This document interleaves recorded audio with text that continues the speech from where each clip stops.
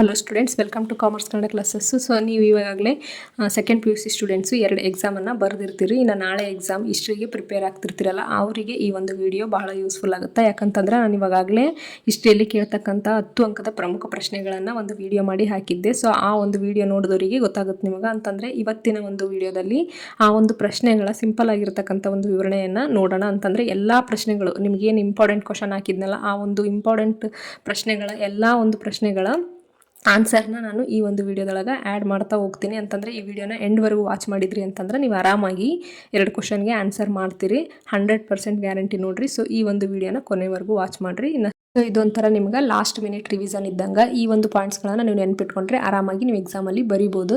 So first question ನೋಡ್ರಿ, ಆರ್ಯರ ರಾಜಕೀಯ ಸ್ಥಿತಿಯ ಬಗ್ಗೆ ಬರೆಯಿರಿ ಅಂತಂದರೆ ನಿಮ್ಗೆ ಈ ಕ್ವಶನನ್ನು ಯಾವ ರೀತಿ ಕೇಳ್ತಾರೆ ಅಂತಂದ್ರೆ, ಆರ್ಯರ ರಾಜಕೀಯ ಸ್ಥಿತಿ, ಆರ್ಯರ ಸಾಮಾಜಿಕ ಸ್ಥಿತಿ ಮತ್ತು ಧಾರ್ಮಿಕ ಸ್ಥಿತಿಯನ್ನು ವಿವರಿಸಿ ಅಂತಂದರೆ 3 ಸ್ಥಿತಿಗಳನ್ನು 10 ಮಾರ್ಕ್ಸಿಗೆ ಕೇಳ್ತಾರೆ. ಇಲ್ಲಿ ಕ್ವಶನ್ ಡಿವೈಡ್ ಆಗೈತೆ ಅಷ್ಟೇ. ನೀವು ಈ 3ಅನ್ನು ನೀವು 10 ಮಾರ್ಕ್ಸ್ ಕ್ವಶನಲ್ಲಿ ಬರಿಬೇಕು. ಅಂತಂದರೆ ರಾಜಕೀಯ ಸ್ಥಿತಿ, ಸಾಮಾಜಿಕ ಸ್ಥಿತಿ ಮತ್ತು ಧಾರ್ಮಿಕ ಸ್ಥಿತಿ. ಸೊ ಫಸ್ಟ್ ನೋಡೋಣ, ಆರ್ಯರ ರಾಜಕೀಯ ಸ್ಥಿತಿ ಅಂತಂದರೆ ಋಗ್ವೇದ ಕಾಲ ಬರೀರಿ. ಋಗ್ವೇದ ಕಾಲದಲ್ಲಿ ಯಾವ ರೀತಿಯಾಗಿತ್ತು ಅಂತಂದರೆ ರಾಜನಾಗಿರ್ಬೋದು, ಪ್ರಮುಖ ಅಧಿಕಾರಿಗಳಾಗಿರ್ಬೋದು, ಸಭಾ ಮತ್ತು ಸಭಾಪತಿ. ಸೊ ಇದಿಷ್ಟನ್ನು ನೀವು ಋಗ್ವೇದ ಕಾಲದಲ್ಲಿ ಬರಿಬೇಕಂತಂದರೆ ಆರ್ಯರ ರಾಜಕೀಯ ಸ್ಥಿತಿ. ಇನ್ನು ಉತ್ತರ ವೇದ ಕಾಲದಲ್ಲಿ ಆಗಿರ್ತಕ್ಕಂತಹ ರಾಜಕೀಯ ಬದಲಾವಣೆಗಳು ಯಾವ್ಯಾವ ರೀತಿ ಅಂತಂದರೆ ರಾಜ್ಯಗಳ ಉದಯ ಆಗಿರ್ಬೋದು, ಯಾಗಗಳ ಆಚರಣೆ ಆಗಿರ್ಬೋದು, ರಾಜನ ಅಧಿಕಾರ ಹೆಚ್ಚಿದ್ದಾಗಿರ್ಬೋದು, ಆಮೇಲೆ ಸೈನ್ಯ ಯಾವ ರೀತಿ ಇತ್ತು ಅಂತೇಳಿ ನೀವು ಆರ್ಯರ ರಾಜಕೀಯ ಸ್ಥಿತಿಯನ್ನು ಬರಿಬೇಕಾಗುತ್ತೆ. ಸೊ ಇಷ್ಟು ಪಾಯಿಂಟ್ಸನ್ನು ಈ ಒಂದು ರಾಜಕೀಯ ಸ್ಥಿತಿಯಲ್ಲಿ ಆ್ಯಡ್ ಮಾಡಬೇಕು. ಇದ್ರದ್ದು ಎಕ್ಸ್ಪ್ಲನೇಷನ್ನು ಮಾಡಬೇಕು. ಎಕ್ಸ್ಪ್ಲೈನ್ ಮಾಡೋಕ್ಕೆ ಬರಲ್ಲ ಅನ್ನೋರು ಸೊ ಈ ಒಂದು ಪಾಯಿಂಟ್ಸನ್ನಾದರೂ ನೀವು ಬರೀಲೇಬೇಕು.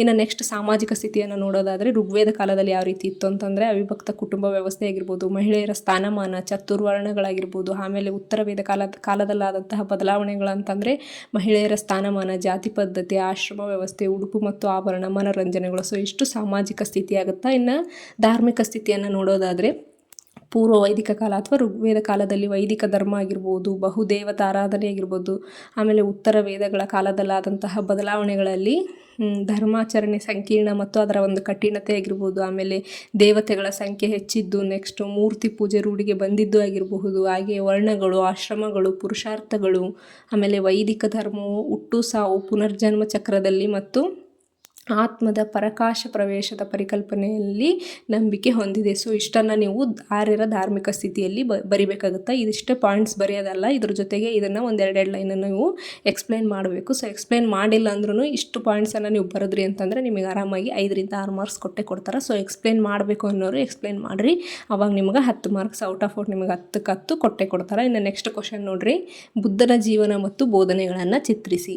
ಸೊ ಬುದ್ಧನ ಬೋಧನೆ ಮತ್ತು ಜೀವನ ನಿಮಗಾಗಲೇ ಗೊತ್ತಿರುತ್ತೆ. ಸೊ ಸಿಂಪಲ್ಲಾಗಿ ಹೇಳ್ತಾ ಹೋಗ್ತೀನಿ. ಜೀವನದಲ್ಲಿ ಆರಂಭಿಕ ಜೀವನ ಬರೀರಿ, ಆಮೇಲೆ ಸಾಂಸಾರಿಕ ಜೀವನ ಬರೀರಿ, ಆಮೇಲೆ ಸಿದ್ಧಾರ್ಥನ ಮೇಲೆ ಪರಿಣಾಮ ಬೀರಿದಂಥ 4 ದೃಶ್ಯಗಳು, ಅದಾದಮೇಲೆ ಮಹಾಪರಿತ್ಯಾಗ, ನಂತರ ಜ್ಞಾನೋದಯ, ಆಮೇಲೆ ಪ್ರಥಮ ಪ್ರವಚನ ಮತ್ತು ಪರಿನಿರ್ವಾಣ. ಇಷ್ಟನ್ನು ನೀವು ಬುದ್ಧನ ಜೀವನದಲ್ಲಿ ಬರಿಬೇಕಾಗುತ್ತೆ. ಇನ್ನು ಬುದ್ಧನ ಬೋಧನೆಗಳು ಅಂತಂದ್ರೆ 4 ಮೂಲ ತತ್ವಗಳು ಯಾವ್ಯಾವು ಅಂತಂದ್ರೆ ಸತ್ಯ, ಅಹಿಂಸೆ ಅಂತಂದರೆ ನೋವು ಮಾಡದಿರುವುದು, ಆಸ್ಥೇಯ ಕಳ್ಳತನ ಮಾಡದಿರುವುದು, ಬ್ರಹ್ಮಚರ್ಯ ಅಂತಂದರೆ ಪಾವಿತ್ರ್ಯತೆಯನ್ನು ಬುದ್ಧ ಬೋಧಿಸ್ತಾನೆ. ಇವು 4 ಮೂಲ ತತ್ವಗಳು. ಇನ್ನು 4 ಆರ್ಯ ಸತ್ಯಗಳು ಯಾವ್ಯಾವು ಅಂತಂದ್ರೆ ಪ್ರಾಪಂಚಿಕ ಜೀವನವು ದುಃಖಮಯವಾಗಿದೆ, ಆಸೆಯೇ ದುಃಖಕ್ಕೆ ಮೂಲ ಕಾರಣ, ಆಸೆಯನ್ನು ನಿಗ್ರಹಿಸುವುದರಿಂದ ಪುನರ್ಜನ್ಮವನ್ನು ಕೊನೆಗಾಣಿಸಬಹುದು, ಆಸೆಯನ್ನು ಕೊನೆಗಾಣಿಸಲು ಅಷ್ಟಾಂಗ ಮಾರ್ಗವನ್ನು ಅನುಸರಿಸಬೇಕು ಅಂತೇಳಿ 4 ಆರ್ಯ ಸತ್ಯಗಳನ್ನು ಬುದ್ಧ ಹೇಳ್ತಾರೆ. ಇನ್ನು ಅಷ್ಟಾಂಗ ಮಾರ್ಗಗಳು ಯಾವ್ಯಾವು ಅಂತಂದ್ರೆ ಒಳ್ಳೆಯ ನಂಬಿಕೆ, ಒಳ್ಳೆಯ ಆಲೋಚನೆ, ಒಳ್ಳೆಯ ಮಾತು, ಒಳ್ಳೆಯ ನಡತೆ, ಒಳ್ಳೆಯ ಪ್ರಯತ್ನ, ಒಳ್ಳೆಯ ಧ್ಯಾನ, ಒಳ್ಳೆಯ ಜೀವನೋಪಾಯ ಮತ್ತು ಒಳ್ಳೆಯ ಮನಸ್ಥಿತಿ. ಸೊ ಇದಿಷ್ಟು ಅಷ್ಟಾಂಗ ಮಾರ್ಗಗಳಾಗಿರ್ತವೆ. ಇನ್ನು ಬುದ್ಧ ಏನು ಮಾಡ್ತಾನಂದ್ರೆ ನಡತೆಗೆ ಮತ್ತು ಅಹಿಂಸೆಗೆ ಮಹತ್ವವನ್ನು ಕೊಟ್ಟನು. ನೆಕ್ಸ್ಟ್ ಜಾತಿ ಪದ್ಧತಿಯನ್ನು ವಿರೋಧಿಸಿ ಸಮಾನತೆಯನ್ನು ಪ್ರತಿಪಾದಿಸಿದನು. ನಂತರ ಬುದ್ಧ ತನ್ನ ಸಂಘಕ್ಕೆ ಎಲ್ಲ ಜಾತಿಯ ಪುರುಷ ಮತ್ತು ಸ್ತ್ರೀಯರಿಗೆ ಪ್ರವೇಶವನ್ನು ನೀಡಿದನು. ಇಷ್ಟು ಪಾಯಿಂಟ್ಸು ನೀವು ಬುದ್ಧನ ಜೀವನ ಮತ್ತು ಬೋಧನೆಗಳಲ್ಲಿ ಹಾಕಬೇಕು. ಸೊ ಇಷ್ಟು ಪಾಯಿಂಟ್ಸನ್ನು ಹಾಕಿ ನೀವು ಇಷ್ಟು ಪಾಯಿಂಟ್ಸನ್ನು ಬರೆದು ಇದರ ಒಂದು ಎಕ್ಸ್ಪ್ಲನೇಷನನ್ನು ಮಾಡಬೇಕಾಗುತ್ತಾ. ಈ ಒಂದು ಪಾಯಿಂಟ್ಸನ್ನು ಕರೆಕ್ಟಾಗಿ ನೋಡ್ಕೊಳ್ರಿ. ನಾನು ನೆಕ್ಸ್ಟ್ ಅಶೋಕನ ಜೀವನ ಮತ್ತು ಸಾಧನೆಗಳನ್ನು ವಿವರಿಸಿ ಅಂತಂದರೆ ಅಶೋಕನ ಜೀವನ ಮತ್ತು ಸಾಧನೆ ಅಂತಂದರೆ ಅಶೋಕ ಅಧಿಕಾರಕ್ಕೆ ಬಂದಿದ್ದು ಸಾಮಾನ್ಯ ಶಕೆ ಪೂರ್ವ 269ರಲ್ಲಿ, ನಂತರ ಕಳಿಂಗ ಯುದ್ಧ ಸಾಮಾನ್ಯ ಶಕೆ ಪೂರ್ವ 261ರಲ್ಲಿ, ನಂತರ ಧರ್ಮ ವಿಜಯದ ನೀತಿ ಅಂತಂದರೆ ಏನು ಅಂದರೆ ಯುದ್ಧ ಮಾಡದಿರುವಂತಹ ಒಂದು ತೀರ್ಮಾನ ಅಂತಂದರೆ ಧರ್ಮ ವಿಜಯದ ನೀತಿಯಾಗಿರುತ್ತೆ. ನಂತರ ಅಶೋಕನ ಸಾಮ್ರಾಜ್ಯ ಮತ್ತು ಅದರ ವಿಸ್ತಾರವನ್ನು ಬರೀರಿ. ಆಮೇಲೆ ಧರ್ಮ ಬರೀರಿ. ಧರ್ಮದಲ್ಲಿ ಬೌದ್ಧ ಧರ್ಮವನ್ನು ಸ್ವೀಕಾರ ಮಾಡ್ತಾನಲ್ಲ ಅಶೋಕ, ಅದನ್ನು ಒಂದು ವಿವರಣೆಯಲ್ಲಿ ಬರೀರಿ. ನಂತರ ಬೌದ್ಧ ಧರ್ಮದ ಹರಡುವಿಕೆಗೆ ಏನೆಲ್ಲ ಕ್ರಮಗಳನ್ನು ಕೈಗೊಂಡ ಅಶೋಕ ಅಂತೇಳಿ ಬರೀರಿ. ಅಂತಂದರೆ ತನ್ನ ಮಕ್ಕಳಾದ ಸಂಘಮಿತ್ರೆ ಮತ್ತು ಮಹೇಂದ್ರರನ್ನು ಶ್ರೀಲಂಕಾಕ್ಕೆ ಕಳಿಸ್ತಾನಲ್ಲ, ಅದನ್ನು ಬರೀಬೇಕು. ನಂತರ ಕಲೆ ಮತ್ತು ವಾಸ್ತುಶಿಲ್ಪ ಕ್ಷೇತ್ರದಲ್ಲಿ ಅಶೋಕನ ಸಾಧನೆ ಅಂತಂದರೆ ಕಲ್ಲಿನ ಬಳಕೆ ಆರಂಭ ಮಾಡಿದ್ದು, ಸ್ತೂಪ ಗುಹಾಲಯಗಳ ನಿರ್ಮಾಣ ಮಾಡಿದ್ದು, ಸ್ತಂಭಗಳ ನಿರ್ಮಾಣ ಇದೆಲ್ಲನೂ ನೀವು ಕಲೆ ಮತ್ತು ವಾಸ್ತುಶಿಲ್ಪದಲ್ಲಿ ಬರೀಬೇಕು. ನಂತರ ಕೊನೆಯದಾಗಿ ಅಶೋಕನ ಶ್ರೇಷ್ಠತೆ ನೋಡೋದಾದರೆ 10,000 ಮಹಾರಾಜ ಸಾಮ್ರಾಟರ ಹೆಸರುಗಳು ತುಂಬಿರುವಂತಹ ಇತಿಹಾಸವೆಂಬ ದಿಗಂತದಲ್ಲಿ ಅಶೋಕನೊಬ್ಬನೇ ಧ್ರುವ ತಾರೆಯಂತೆ ಬಾನನಾಗಿ ಬೆಳಗುತ್ತಿದ್ದಾನೆ ಎನ್ನುವಂತಹ H.G. ವೆಲ್ಸ್ ರವರ ಮಾತು ಅರ್ಥಪೂರ್ಣವಾಗಿದೆ ಅಂತೇಳಿ ಬರಿಬೇಕಾಗುತ್ತೆ. ಸೊ ಇಷ್ಟು ಪಾಯಿಂಟ್ಸನ್ನು ನೀವು ಅಶೋಕನ ಜೀವನ ಮತ್ತು ಸಾಧನೆಗಳಲ್ಲಿ ಬರಿಬೇಕಾಗುತ್ತೆ. ನೆಕ್ಸ್ಟ್ ಕ್ವಶನ್ ನೋಡ್ರಿ, ಗುಪ್ತರ ಕಾಲವನ್ನು ಭಾರತದ ಇತಿಹಾಸದಲ್ಲಿ ಸುವರ್ಣಯುಗ ಎಂದು ಏಕೆ ಕರೆಯುತ್ತಾರೆ? ನೋಡ್ರಿ, ಗುಪ್ತರ ಕಾಲದಲ್ಲಿ ಧರ್ಮ, ಶಿಕ್ಷಣ, ಸಾಹಿತ್ಯ, ಕಲೆ ಮತ್ತು ವಾಸ್ತುಶಿಲ್ಪ, ವಿಜ್ಞಾನ ಮತ್ತು ತಂತ್ರಜ್ಞಾನ ಕ್ಷೇತ್ರದಲ್ಲಿ ಗುಪ್ತರ ಸಾಧನೆ ಅಸಾಮಾನ್ಯವಾಗಿದ್ದರಿಂದ ಇವರ ಕಾಲವನ್ನು ಸುವರ್ಣಯುಗ ಅಂತೇಳಿ ಕರೀತಾರಂತ ಪೀಠಿಕೆ ಒಳಗೆ ಬರೋದು. ನಂತರ ಹಿಂದೂ ಧರ್ಮದ ಪುನರುತ್ಥಾನ, ಶಿಕ್ಷಣ, ಸಾಹಿತ್ಯ ಬರೀರಿ. ಸಾಹಿತ್ಯದಲ್ಲಿ ಸಂಸ್ಕೃತ ಸಾಹಿತ್ಯದ ಬೆಳವಣಿಗೆ ಮತ್ತು ಆ ಕಾಲದ ಕವಿ ಮತ್ತು ಕೃತಿಗಳನ್ನು ಬರೀರಿ. ನಂತರ ವಿಜ್ಞಾನ ಮತ್ತು ತಂತ್ರಜ್ಞಾನದಲ್ಲಿ ಆರ್ಯಭಟ, ಬ್ರಹ್ಮಗುಪ್ತ, ವರಾಹ ಮಿಹಿರ, ವೈದ್ಯ ವಿಜ್ಞಾನ, ಅದರಲ್ಲಿ ಚರಕ ಮತ್ತು ಸುಶ್ರುತರು ಮತ್ತು ಧನ್ವಂತ್ರಿ, ಇವರು ಭಾರತೀಯ ವೈದ್ಯಶಾಸ್ತ್ರದ ಪಿತಾಮಹ ಆಗಿರ್ತಾರೆ. ನಂತರ ಇವರ ಕಬ್ಬಿಣದ ಸ್ತಂಭವನ್ನು ಎಲ್ಲಿ ಸ್ಥಾಪಿಸ್ತಾರೆ ಅಂತ ಹೇಳಿ ಬರೀರಿ. ಮತ್ತು ಕಲೆ ವಾಸ್ತುಶಿಲ್ಪದ ಬಗ್ಗೆ ಬರೀರಿ, ಹಾಗೆಯೇ ಚಿತ್ರಕಲೆಯನ್ನು ಬರೀರಿ. ಸೊ ಇಷ್ಟು ಪಾಯಿಂಟ್ಸನ್ನು ನೀವು ಈ ಒಂದು ಕ್ವಶನ್ಗೆ ಬರೀಬೇಕಾಗುತ್ತೆ ಆನ್ಸರ್ನ. ಇನ್ನು ನೆಕ್ಸ್ಟ್ ಕ್ವಶನ್ ನೋಡ್ರಿ, ಇಮ್ಮಡಿ ಪುಲಕೇಶಿಯ ಸಾಧನೆಗಳನ್ನು ವಿವರಿಸಿ ಅಂತಂದರೆ ಮಂಗಳೇಶನೊಂದಿಗೆ ಯುದ್ಧ, ಸಿಂಹಾಸನಕ್ಕೆ ಯಾವ ರೀತಿ ಯುದ್ಧ ಮಾಡಿ ಬಂದ ಅಂತಂದರೆ ಸಾಮಾನ್ಯ ಶಕೆ 609ರಲ್ಲಿ ಸಿಂಹಾಸನಕ್ಕೆ ಬರ್ತಾನೆ. ನೆಕ್ಸ್ಟ್ ಅಪ್ಪಾಯಕ ಮತ್ತು ಗೋವಿಂದರನ್ನು ಸೋಲಿಸ್ತಾನೆ. ಅದೇ ರೀತಿಯಾಗಿ ದಕ್ಷಿಣ ಮತ್ತು ಇತರ ರಾಜ್ಯಗಳ ಮೇಲೆ ಯುದ್ಧವನ್ನು ಮಾಡ್ತಾನೆ. ಅದರಲ್ಲಿ ಬನವಾಸಿ, ಕೊಂಕಣದ ಮೌರ್ಯರು ಮತ್ತು ಅಳುಪರು ಗಂಗರಿಗೆ ಸೋಲು ಅಂತ ಬರೀರಿ. ಇದನ್ನು ವಿವರಣೆ ಮಾಡಬೇಕಾಗುತ್ತೆ. ನಾನು ಜಸ್ಟ್ ಪಾಯಿಂಟ್ಸನ್ನು ಹೇಳತ್ತೀನಿ. ನೆಕ್ಸ್ಟ್ 4th ಉತ್ತರದ ದಂಡಯಾತ್ರೆ ಅಂತಂದರೆ ಲಾಟ, ಮಾಳ್ವ, ಗೂರ್ಜರನ್ನು ಸೋಲಿಸಿದ್ದು. ನಂತರ ಹರ್ಷವರ್ಧನನೊಡನೆ ಯುದ್ಧ, ಸಾಮಾನ್ಯ ಶಕೆ 634ರಲ್ಲಿ ಪುಲಕೇಶಿಗೆ ಗೆಲುವು ಸಿಗುತ್ತಾ. ನೆಕ್ಸ್ಟ್ ಪೂರ್ವ ಭಾಗದಲ್ಲಿ ಗೆಲುವು, ಆಮೇಲೆ ಕಂಚಿಯ ಮೇಲೆ ದಾಳಿ, ಆವಾಗ ಪಲ್ಲವ ಮತ್ತು ಚಾಲುಕ್ಯ ಸಂಘರ್ಷದ ಆರಂಭವಾಗುತ್ತಾ. ನಂತರ ಕೊನೆಯ ದಿನಗಳನ್ನು ಬರೀರಿ. ಕೊನೆಯ ದಿನಗಳಲ್ಲಿ ನರಸಿಂಹವರ್ಮನಿಂದ ಸೋಲನ್ನು ಉಣ್ತಾನ. ನಂತರ ಇವನ ಸಾಮ್ರಾಜ್ಯದ ವಿಸ್ತಾರವನ್ನು ಬರೀರಿ. ನಂತರ ಬಿರುದುಗಳು, ಹಾಗೆಯೇ ಕೊನೆಯದಾಗಿ ಇಮ್ಮಡಿ ಪುಲಕೇಶಿಯ ಶ್ರೇಷ್ಠತೆಯನ್ನು ನೀವು ಈ ಒಂದು ಪಾಯಿಂಟ್ಸ್ಗಳನ್ನು ಬರೆದು ಇದರದ್ದು ಎಕ್ಸ್ಪ್ಲನೇಷನನ್ನು ನೀವು ಮಾಡಬೇಕಾಗುತ್ತೆ. ಸೊ ಇಷ್ಟು ಇಮ್ಮಡಿ ಪುಲಕೇಶಿಯ ಸಾಧನೆಗಳಾಗಿರುತ್ತೆ. ಇಷ್ಟನ್ನು ನೀವು ಬರೀರಿ ಈ ಒಂದು ಕ್ವಶನನ್ನು ಕೇಳಿದ್ರೆ, ಆವಾಗ ನಿಮಗೆ 10 ಮಾರ್ಕ್ಸ್ ಬರೋ ಚಾನ್ಸಸ್ ಇರುತ್ತಾ ಅಂತಂದರೆ ಈ ಒಂದು ಪಾಯಿಂಟ್ಸ್ಗಳ ಎಕ್ಸ್ಪ್ಲನೇಷನನ್ನು ಕೂಡ ನೀವು ಮಾಡಬೇಕಾಗುತ್ತೆ. ಇನ್ನು ನೆಕ್ಸ್ಟ್ ಕ್ವಶನ್ ನೋಡ್ರಿ, ರಾಷ್ಟ್ರಕೂಟರ ಸಾಂಸ್ಕೃತಿಕ ಕೊಡುಗೆಗಳನ್ನು ವಿವರಿಸಿ ಅಂತಂದ್ರೆ ರಾಷ್ಟ್ರಕೂಟರು ಕರ್ನಾಟಕ ಮಾತ್ರವಲ್ಲ ಭಾರತದ ಸಾಂಸ್ಕೃತಿಕ ಕ್ಷೇತ್ರಕ್ಕೆ ಮಹತ್ವದ ಒಂದು ಕೊಡುಗೆಗಳನ್ನು ನೀಡಿದ್ದಾರೆ ಅಂತೇಳಿ ಬರೆದು ಯಾವ್ಯಾವ ಕ್ಷೇತ್ರದಲ್ಲಿ ಇವರ ಕೊಡುಗೆ ಅಂತೇಳಿ ಬರಿಬೇಕಾಗುತ್ತೆ ಅಂತಂದ್ರೆ ಧರ್ಮ, ಸಾಹಿತ್ಯ ಮತ್ತು ಸಾಹಿತ್ಯದಲ್ಲಿ ಕನ್ನಡ ಸಾಹಿತ್ಯ, ಸಂಸ್ಕೃತ ಸಾಹಿತ್ಯ ಆಗಿರ್ಬೋದು, ಸಂಸ್ಕೃತದಲ್ಲಿ ಮತ್ತು ಯಾರ್ಯಾರು ಕವಿಗಳು ಬರ್ತಾರೆ ಮತ್ತು ಏನೇನೆಲ್ಲ ಅವರು ಸಾಹಿತ್ಯವನ್ನು ರಚನೆ ಮಾಡ್ತಾರೆ ಅಂತೇಳಿ ಬರಿಬೇಕಾಗುತ್ತೆ. ಆಮೇಲೆ ಕಲೆ ಮತ್ತು ವಾಸ್ತುಶಿಲ್ಪದಲ್ಲಿ ಎಲ್ಲೋರಾಗಿರ್ಬೋದು, ಕೈಲಾಸ ದೇವಾಲಯ, ಆಮೇಲೆ ಎಲಿಫೆಂಟ್ ಅಲ್ಲಿ ಇರ್ತಕ್ಕಂಥ ಗುಹೆಗಳು, ಆಮೇಲೆ ಕೊನೆಯದಾಗಿ ಚಿತ್ರಕಲೆ ಅಂತಂದರೆ ಚಿತ್ರಕಲೆಯಲ್ಲಿ ಕೂಡ ರಾಷ್ಟ್ರಕೂಟರ ಸಾಧನೆ ಅಪಾರವಾಗಿರುತ್ತೆ. ಸೊ ಇಷ್ಟು ರಾಷ್ಟ್ರಕೂಟರ ಕೊಡುಗೆಗಳನ್ನು ವಿವರಿಸಿ ಅಂತ ಹೇಳಿದ್ರೆ ಇಷ್ಟು ಪಾಯಿಂಟ್ಸನ್ನು ನೀವು ಬರಿಬೇಕಾಗುತ್ತೆ. ಆವಾಗ ನಿಮಗೆ 10 ಮಾರ್ಕ್ಸು ಬರ್ತಾವೆ. ಇನ್ನು ನೆಕ್ಸ್ಟ್ ಕ್ವಶನ್ ನೋಡ್ರಿ, ಮೊಹಮ್ಮದ್ ಬಿನ್ ತುಗ್ಲಕ್ನ ಆಡಳಿತ ಪ್ರಯೋಗಗಳನ್ನು ವಿಮರ್ಶಾತ್ಮಕವಾಗಿ ವಿಶ್ಲೇಷಿಸಿ ಅಂತ ಕೇಳ್ತಾರೆ. ಅಂತಂದರೆ ಯಾವ್ಯಾವ ರೀತಿಯಾಗಿ ಇವನು ಒಂದು ಆಡಳಿತವನ್ನು ನಡೆಸ್ತಾನೆ ಮತ್ತು ಅದರದ್ದು ವಿಮರ್ಶಾತ್ಮಕ ವಿಶ್ಲೇಷಣೆಯನ್ನು ಬರಿಬೇಕಾಗುತ್ತೆ. ಇನ್ನು ಮೊದಲನೇದು ನೋಡ್ರಿ, ದೋಬ್ನಲ್ಲಿ ತೆರಿಗೆಗಳ ಹೆಚ್ಚಳವನ್ನು ಮಾಡ್ತಾನಲ್ಲ, ಅದರದ್ದು ಯಾವ ರೀತಿಯಾಗಿ ಹೆಚ್ಚಿಗೆ ಮಾಡ್ತಾನೆ ಮತ್ತು ಅದರದ್ದು ವಿಮರ್ಶಾತ್ಮಕ ವಿಶ್ಲೇಷಣೆ ಅಂತಂದರೆ ಮಳೆಯ ಕೊರತೆ ಸಮಯದಲ್ಲಿ ತೆರಿಗೆಯನ್ನು ಹೆಚ್ಚಳ ಮಾಡಿದ್ರಿಂದ ಹೆಚ್ಚಳದ ಪ್ರಮಾಣ ಅಧಿಕವಾಗಿದ್ದರಿಂದ ಇದು ಅವನ ವಿಫಲತೆಗೆ ಕಾರಣವಾಗುತ್ತಾ. ಇನ್ನು ನೆಕ್ಸ್ಟ್ ರಾಜಧಾನಿಯ ವರ್ಗಾವಣೆ, ಸಾಮಾನ್ಯ ಶಕೆ 1327ರಲ್ಲಿ. ಇದರ ಒಂದು ವಿಮರ್ಶಾತ್ಮಕ ವಿಶ್ಲೇಷಣೆಯನ್ನು ನೋಡೋದಾದರೆ ಇಲ್ಲಿ ಸುಲ್ತಾನರು ಸಮಸ್ತ ಜನತೆಯನ್ನು ಸ್ಥಳಾಂತರಿಸಲು ಬಯಸದೆ ಕೇವಲ ಆಡಳಿತ ಯಂತ್ರ ಮತ್ತು ಆಸ್ಥಾನದ ಅಧಿಕಾರಿಗಳನ್ನು ವರ್ಗಾಯಿಸಬಹುದಾಗಿತ್ತು. ಸೊ ಅಲ್ಲಿ ರಾಜಧಾನಿಯ ವರ್ಗಾವಣೆಯಲ್ಲಿ ಏನೇನೆಲ್ಲ ಸಾವು ನೋವುಗಳಾದವು ಅಂತೇಳಿ ನಿಮಗೆ ಗೊತ್ತಿರುತ್ತಲ್ಲ, ಅಷ್ಟನ್ನು ನೀವು ಎಕ್ಸ್ಪ್ಲನೇಷನಲ್ಲಿ ಬರಿಬೇಕಾಗುತ್ತೆ. ಇನ್ನು ಮೂರನೇದಾಗಿ ಸಂಕೇತ ನಾಣ್ಯ ಚಲಾವಣೆ, ಸಾಮಾನ್ಯ ಶಕೆ 1329ರಿಂದ 1332. ಇದರ ಒಂದು ವಿಮರ್ಶಾತ್ಮಕ ವಿಶ್ಲೇಷಣೆ ಅಂತಂದರೆ ತಾಮ್ರದ ನಾಣ್ಯಗಳನ್ನು ಅಚ್ಚು ಹಾಕುವುದು ಸರ್ಕಾರದ ಏಕಸ್ವಾಮ್ಯವಾಗಿರುವಂತೆ ಮಾಡ್ಬೋದಾಗಿತ್ತು, ಮಾಡಲಿಲ್ಲ ಅವನು. ಸೊ ಹಂಗಾಗಿ ಅವನ ಒಂದು ಆಡಳಿತ ವಿಫಲವಾಗುತ್ತಾ ಅಂತೇಳಿ ಹೇಳ್ಬೋದು. ಇನ್ನು ನೆಕ್ಸ್ಟ್ ಕ್ವಶನ್ ನೋಡ್ರಿ, ಅಕ್ಬರ್ನ ಸಾಧನೆಗಳನ್ನು ವಿವರಿಸಿ.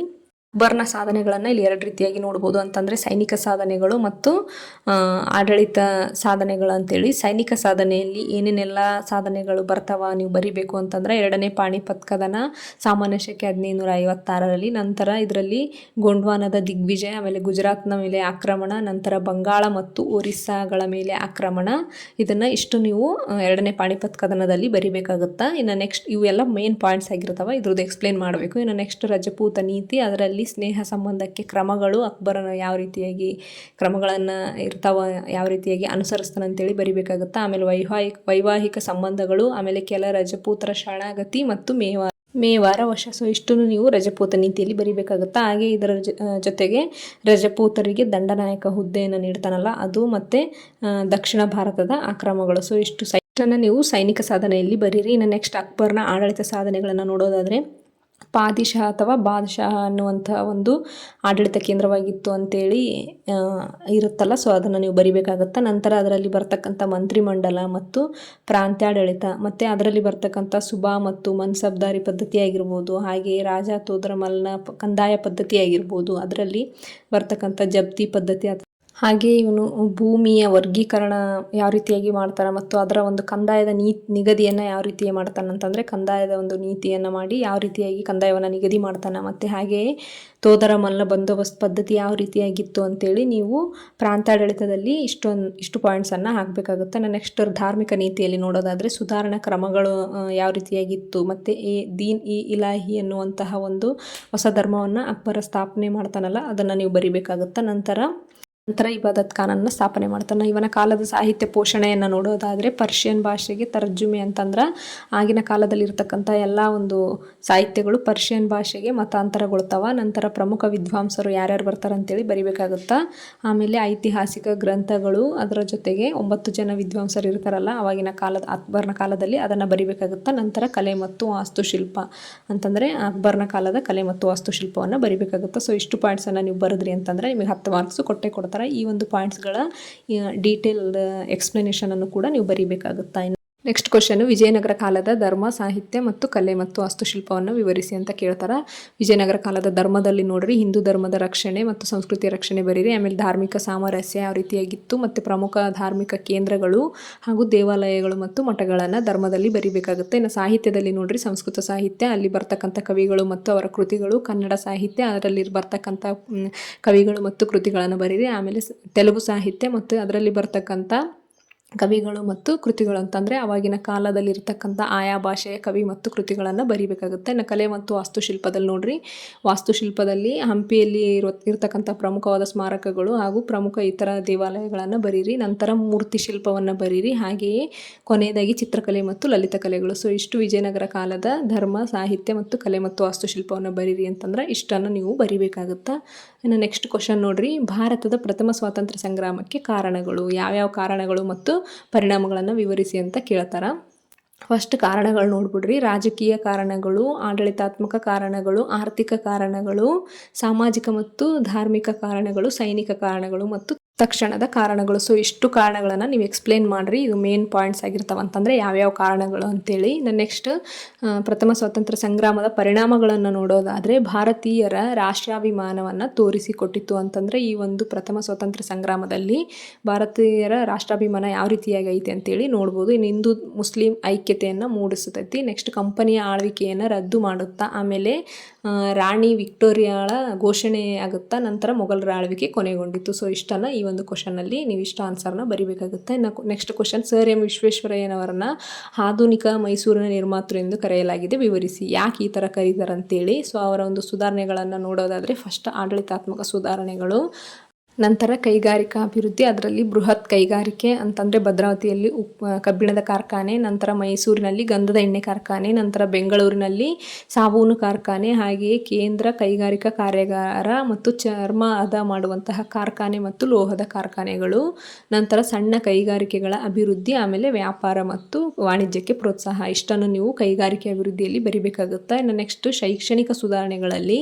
ಕಡ್ಡಾಯ ಪ್ರಾಥಮಿಕ ಶಿಕ್ಷಣವನ್ನು ಜಾರಿಗೆ ತರ್ತಾರಲ್ಲ ಅದು, ನಂತರ ವಿದ್ಯಾರ್ಥಿ ವೇತನ ಮತ್ತು ಸ್ತ್ರೀ ಶಿಕ್ಷಣಕ್ಕೆ ಪ್ರೋತ್ಸಾಹ. ಇನ್ನು ಶಿಕ್ಷಣ ಸಂಸ್ಥೆಗಳ ಸ್ಥಾಪನೆಯನ್ನು ನೋಡೋದಾದರೆ 1915ರಲ್ಲಿ ಕನ್ನಡ ಸಾಹಿತ್ಯ ಪರಿಷತ್ತನ್ನು ಸ್ಥಾಪನೆ ಮಾಡ್ತಾರೆ. ನಂತರ 1916ರಲ್ಲಿ ಮೈಸೂರು ವಿಶ್ವವಿದ್ಯಾಲಯ ಸ್ಥಾಪನೆ, ನಂತರ ಹೆಬ್ಬಾಳದಲ್ಲಿ ಕೃಷಿ ಶಾಲೆ. ಸೊ ಇಷ್ಟು ಶೈಕ್ಷಣಿಕ ಸುಧಾರಣೆಗಳಾಗುತ್ತೆ. ಇನ್ನು ನೆಕ್ಸ್ಟ್ ಕೃಷ್ಣರಾಜಸಾಗರ KRS ಡ್ಯಾಮ್ನ ನಿರ್ಮಾಣ, ನಂತರ ರೈಲ್ವೆ ಮಾರ್ಗ ನಿರ್ಮಾಣ ಎಲ್ಲೆಲ್ಲಿ ಅಂತಂದ್ರೆ ಮೈಸೂರು ಟು ಅರಸೀಕೆರೆ, ಬೌರಿಂಗ್ಪೇಟೆ ಟು ಕೋಲಾರ ರೈಲು ಮಾರ್ಗ ನಿರ್ಮಾಣ ಆಗಿರುತ್ತೆ. ನಂತರ ಪರಿಹಾರ ಕಾರ್ಯಗಳು ಅಂತಂದರೆ ಪ್ರಥಮ ಜಾಗತಿಕ ಯುದ್ಧ ಏನಾಗುತ್ತಲ್ಲ ಆವಾಗ ನ್ಯಾಯಬೆಲೆ ಅಂಗಡಿಗಳ ಒಂದು ಸ್ಥಾಪನೆ ಅಂತಂದರೆ ಯುದ್ಧ ಪರಿಹಾರದ ಒಂದು ಕ್ರಮಗಳಾಗಿ ಆವಾಗ ಆಹಾರದ ಕೊರತೆ ಉಂಟಾದಾಗ ನ್ಯಾಯಬೆಲೆ ಅಂಗಡಿಯನ್ನು ಸ್ಥಾಪನೆ ಮಾಡ್ತಾರೆ. ಸೊ ಇಷ್ಟು ವಿಶ್ವೇಶ್ವರಯ್ಯನವರ ಒಂದು ಸುಧಾರಣೆಗಳಾಗಿರ್ತವೆ. ಹಾಗಾಗಿ ಇವರನ್ನು ಆಧುನಿಕ ಮೈಸೂರಿನ ನಿರ್ಮಾತೃ ಅಂತೇಳಿ ಕರೆಯಲಾಗಿದೆ. ಸೊ ಇಷ್ಟು ಪಾಯಿಂಟ್ಸನ್ನು ನೀವು ಈ ಒಂದು ಕ್ವಶನ್ ಕೇಳಿದ್ರೆ ಬರಿಬೇಕಾಗುತ್ತಾ. ಇನ್ನು ನೆಕ್ಸ್ಟ್ ಕ್ವಶನ್ ನೋಡ್ರಿ, ಭಾರತದ ರಾಷ್ಟ್ರೀಯ ಚಳುವಳಿಯಲ್ಲಿ ಗಾಂಧೀಜಿಯವರ ಪಾತ್ರವನ್ನು ಚರ್ಚಿಸಿರಿ ಅಥವಾ ವಿವರಿಸಿರಿ ಅಂತ ಕೇಳ್ತಾರೆ. ಯಾವ್ಯಾವ ರೀತಿಯಾಗಿತ್ತು ಅಂತ ನೋಡೋಣ. ಫಸ್ಟ್ ನೋಡ್ರಿ, ಚಂಪಾರಣ್ ಸತ್ಯಾಗ್ರಹ 1917 ಅದನ್ನು ವಿವರಿಸ್ರಿ. ಆಮೇಲೆ ಅಹಮದಾಬಾದ್ ಗಿರಣಿ ಮುಷ್ಕರ, ಮತ್ತು ನಂತರ ಖೇಡಾ ಸತ್ಯಾಗ್ರಹ, ಆಮೇಲೆ ರೌಲೆಟ್ ಕಾಯ್ದೆಯ ಒಂದು ವಿರೋಧ 1919ರಲ್ಲಿ, ನಂತರ ಖಿಲಾಫತ್ ಚಳವಳಿ, ಆಮೇಲೆ ಅಸಹಕಾರ ಚಳವಳಿ, ಅದರಲ್ಲಿ ಚೌರಿ ಚೌರಾ ಘಟನೆ 1920ರಿಂದ 22, ಆಮೇಲೆ ಕಾಯ್ದೆ ಭಂಗ ಚಳವಳಿ 1930ರಲ್ಲಿ, ದಂಡಿ ಸತ್ಯಾಗ್ರಹ ಆಗಿರ್ಬೋದು, ಆಮೇಲೆ ಗಾಂಧಿ ಇರ್ವಿನ್ ಒಪ್ಪಂದ ಮತ್ತು ಎರಡನೇ ದುಂಡು ಮೇಜಿನ ಸಮ್ಮೇಳನ, ಆಮೇಲೆ ವೈಯಕ್ತಿಕ ಸತ್ಯಾಗ್ರಹ ಆರಂಭವನ್ನು ಮಾಡ್ತಾರೆ. ಆಮೇಲೆ ಕೊನೆಯದಾಗಿ ಭಾರತ ಬಿಟ್ಟು ತೊಲಗಿ ಅನ್ನುವಂಥ ಚಳುವಳಿ 1942ರಲ್ಲಿ, ಆಮೇಲೆ ಸ್ವತಂತ್ರ ಸಾಧನೆ 1947ರಲ್ಲಿ, ಕೊನೆಯದಾಗಿ ರಾಷ್ಟ್ರಪಿತ ಅಂತಂದರೆ ಗಾಂಧೀಜಿಯವರ ಹತ್ಯೆ ಆಗುತ್ತಲ್ಲ 1948ರಲ್ಲಿ. ಇಷ್ಟನ್ನು ನೀವು ಗಾಂಧೀಜಿಯವರ ಪಾತ್ರವನ್ನು ಚರ್ಚಿಸಿರಿ ಅಂತಂದು ಕೇಳಿದರೆ ಇಷ್ಟು ನೀವು ಬರಿಬೇಕಾಗುತ್ತಾ. ಸೊ ಇಷ್ಟು ಬರೆದ್ರಿ ಅಂತಂದರೆ ನಿಮ್ಗೆ 10 ಮಾರ್ಕ್ಸ್ ಕೊಡ್ತಾರೆ. ಸೊ ಇಷ್ಟು ಪ್ರಶ್ನೆಗಳ ಒಂದು ಸಿಂಪಲ್ ಆಗಿರ್ತಕ್ಕಂಥ ವಿವರಣೆ ಅಂತಂದ್ರೆ ಪಾಯಿಂಟ್ಸ್ನಲ್ಲಿ ನಾನು ಎಕ್ಸ್ಪ್ಲೇನ್ ಮಾಡಿನಲ್ಲ, ಈ ಒಂದು ಪಾಯಿಂಟ್ಸ್ಗಳನ್ನು ನೀವು ನಿಮ್ಮ ಒಂದು ಕ್ವಶನ್ನಲ್ಲಿ ಈ ಒಂದು ಪಾಯಿಂಟ್ಸ್ಗಳನ್ನು ಹಾಕಿ ಆನ್ಸರ್ನ ಎಕ್ಸ್ಪ್ಲೇನ್ ಮಾಡಿರಿ. ಸೊ ಇದೇ ಥರ ನಾನು ಇವಾಗಲೇ 5 ಮಾರ್ಕ್ಸ್ದು ಯಾವ್ಯಾವ ರೀತಿಯಾಗಿ ನಿಮಗೆ ಕ್ವಶನ್ಗಳು ಬರ್ತಾವೆ ಮತ್ತು ಅದರದ್ದು ಎಕ್ಸ್ಪ್ಲನೇಷನ್ ಇದೇ ರೀತಿಯಾಗಿ ಪಾಯಿಂಟ್ಸ್ ವೈಸ್ ಎಕ್ಸ್ಪ್ಲನೇಷನನ್ನು ಮಾಡೀನಿ. ಆ ಒಂದು ವಿಡಿಯೋ ಬೇಕಿತ್ತಂತಂದರೆ ಎಂಡ್ ಸ್ಕ್ರೀನಲ್ಲಿ ಹಾಕಿರ್ತೀನಿ ನೋಡಿರಿ. ಈ ಒಂದು ವಿಡಿಯೋ ನಿಮ್ಗೆ ಯೂಸ್ಫುಲ್ ಆಗೇ ಆಗುತ್ತೆ. ಯೂಸ್ಫುಲ್ ಅನ್ನಿಸ್ತು ಅಂತಂದ್ರೆ ದಯವಿಟ್ಟು ಒಂದು ಲೈಕ್ ಮಾಡಿರಿ, ಹಾಗೆ ನಿಮ್ಮ ಫ್ರೆಂಡ್ಸ್ಗಳಿಗೆ ಶೇರ್ ಮಾಡಿರಿ. ಹೊಸದಾಗಿ ಯಾರಾದರೂ ನಮ್ಮ ಚಾನಲ್ನ ನೋಡ್ತಿದ್ರಿ ಅಂತಂದ್ರೆ ಸಬ್ಸ್ಕ್ರೈಬ್ ಮಾಡ್ಕೊಂಡು ನೋಡ್ರಿ. So thank you for watching.